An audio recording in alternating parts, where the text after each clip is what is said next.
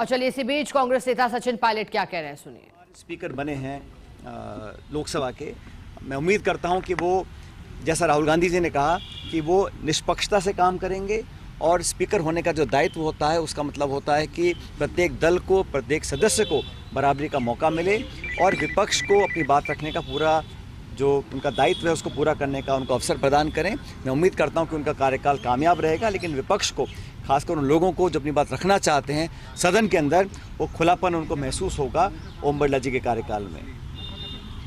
आज देश में जो सबसे बड़ा मुद्दा चल रहा है वो नीट की परीक्षा का मामला है और आप सब जानते हैं कि इस परीक्षा के विवादित होने के कारण लाखों करोड़ों लोगों को, खासकर नौजवानों को बहुत बड़ा सदमा लगा है और नौजवानों के अंदर जो विश्वास है प्रक्रिया पर, परीक्षा की प्रणाली पर, उस पर बहुत बड़ा सवाल खड़ा हो गया है।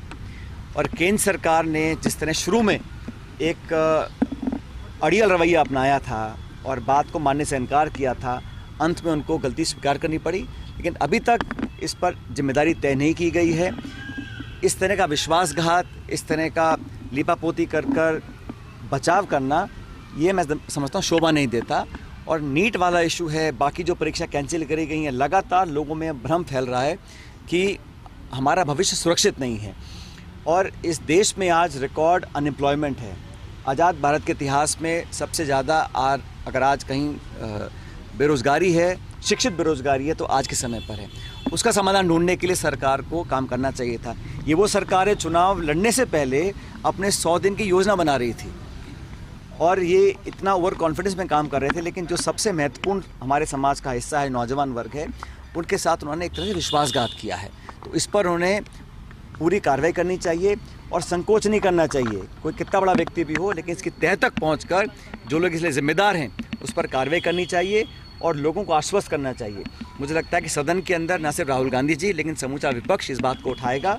और ये बात पॉलिटिकल नहीं है, क्योंकि इतने बड़े पैमाने पर इतना बड़ा घपला पहली बार हुआ है और अलग अलग तथ्य सामने आ रहे हैं। जांच के बाद और तथ्य सामने आएंगे, लेकिन सरकार को इस पर पूरी ओवरसाइट रखनी चाहिए और समय समय पर जनता को सूचित करना चाहिए कि उन्होंने क्या कार्रवाई करी है। जहां गलती उसको स्वीकार करना चाहिए। और ये बहुत बड़ा, मैं समझता हूँ, सरकार से लैप्स हुआ है। जिस तरह नीट की परीक्षा का जो प्रकरण सामने आया है और बाकी जो परीक्षाओं को कैंसिल किया जा रहा है, उस बात का प्रतीक है कि कहीं ना कहीं सिस्टमैटिक फेल